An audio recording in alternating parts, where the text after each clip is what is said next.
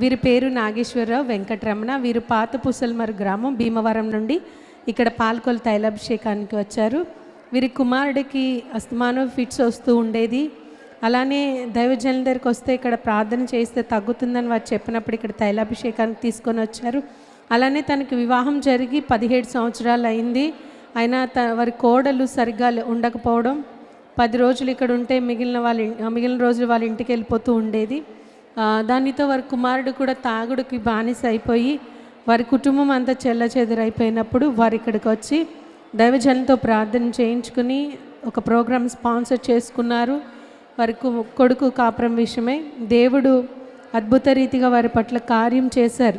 దైవజనులు ప్రార్థన చేయగా వారి కుమారుడు ఆ తాగుడు వ్యసనం నుంచి విడుదల పొందాడని, అలాగే వారి కోడలు కూడా తిరిగి వచ్చి వారి ఇంట్లోనే చక్కగా వారిద్దరూ కలిసి సమాధానంగా ఉంటున్నారని వారి సాక్ష్యం చెప్తున్నారు. ఈ సాక్ష్యం దేవుడు దీవించునుగాక.